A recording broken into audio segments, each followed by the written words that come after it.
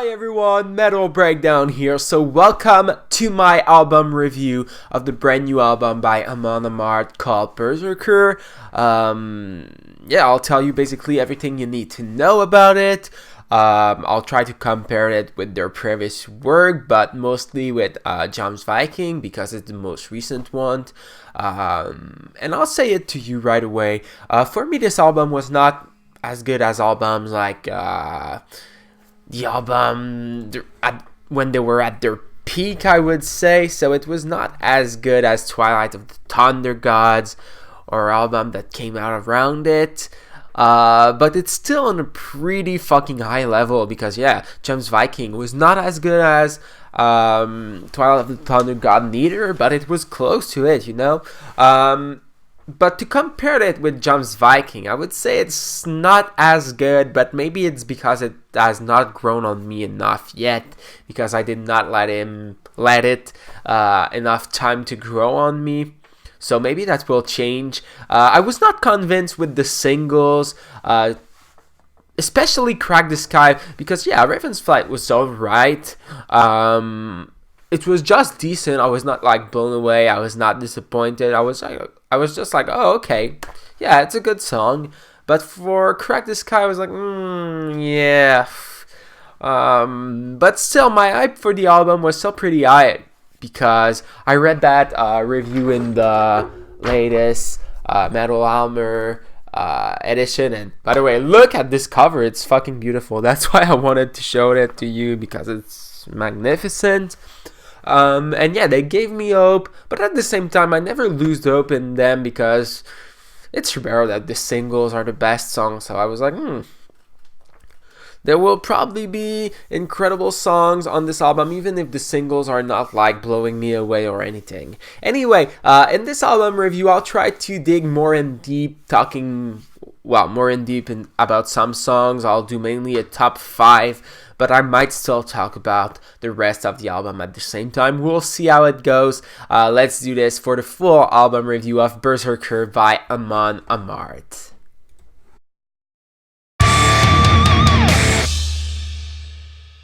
So let's talk about this album more in deep. So we already kind of discussed about the singles. Like I said, probably both of them, well, not probably, that's for sure, I already made my top 5, but both of them won't make the top 5.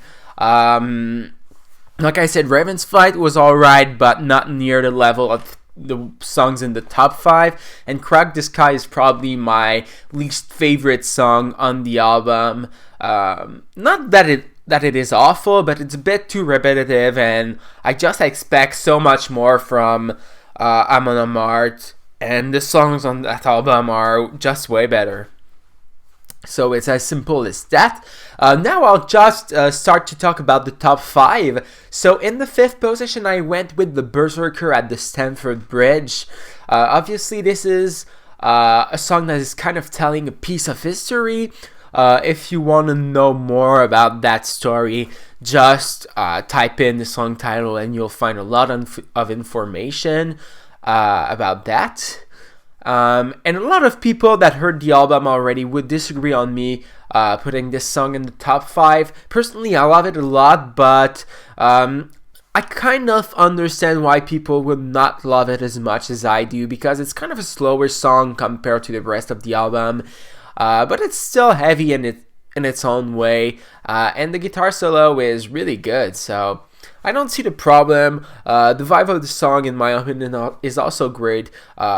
Like I said, many people would disagree, but on the other end, I'm sure that a lot of people would agree with me as well. So, yeah.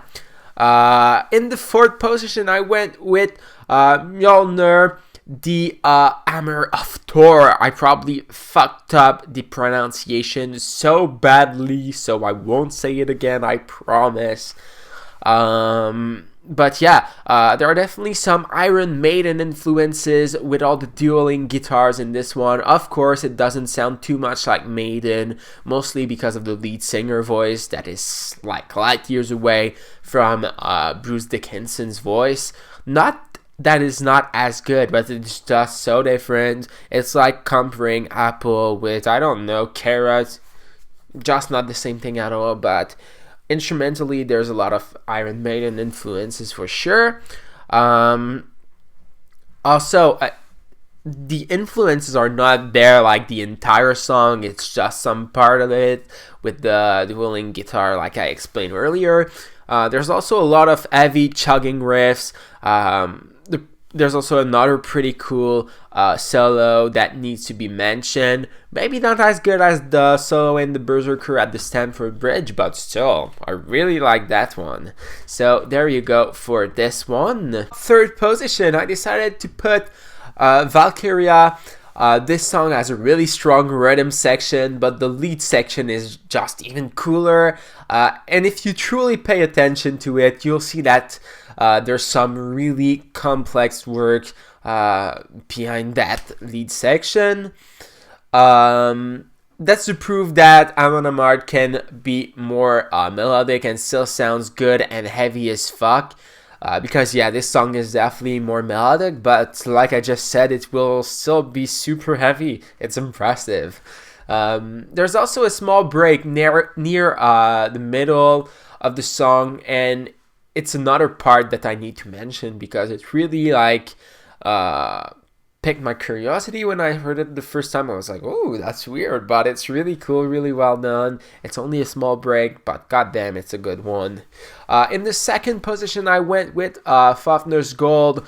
This one is the opener of the album and might be my favorite with the other one that is in the first position on the new album. It's about a dragon guarding his treasure, so only by knowing that, you know, that's a fucking badass song. I just imagine, like, the dragon in, I think it's in the second movie of The Hobbit, just protecting the treasure in the mountain, and it's just badass as fuck. The riffs are super fast and just so good. The intro is also something completely new, using some acoustic stuff. So for the one that are always complaining about Amon Amarth, saying that they're just doing the same album over and over again, just listen to this song and it might change your mind. You won't be able to say the same thing about this album for sure. Also, I really hope that they will open their upcoming tour with that song because it's really that great and it would give a great vibe to the concert right from the start. And I'll be going to their concert. I think it's in October that they're coming to Montreal. When I saw the lineup, it just blew me away. You have fucking Amon Amarth, Arch Enemy, and At the Gates. There's also another band that I have not listened to yet, but I need to do that as soon as possible. But yeah, just with At the Gates that I already saw live and Arch Enemy that I already saw live twice, I know I'll have a great show. I never saw Amon Amarth live, but goddamn, I know it will be incredible. An incredible night for sure. So there you go for this song. Now, for my favorite song on the Berserker album, I went with Wings of Eagles. It's just so cool the way that this song is starting. You have a really cool drums like opening the song for the first, maybe, it's less than 5 seconds, but it's still pretty fucking cool. And it's followed by one of the trashiest riffs on the album, even trashier than the one in Fafner's Gold. And it continues on like that with that trashy riff until the vocals arrive at like maybe 35 seconds in. But even with the vocals, just keep going until the chorus. And as soon as the chorus will end, it will start back. So you're in for a real treat in this song. It's crazy. And the chorus, another really good thing about this song, because it's just so anthemic, so huge. And right after that, the trashiness come back. So hopefully this will be the third single with a music video, because it truly deserves it and has the potential to be the biggest song on the album, especially for me, because like I said, I was not really convinced by the two singles. So we have to have another one that is just way bigger and that will make everyone fall in love with it, you know? So there you go for my 5 favorite songs on the album. Other than that, do I want to mention something else? I'll just look up at the track list one more time.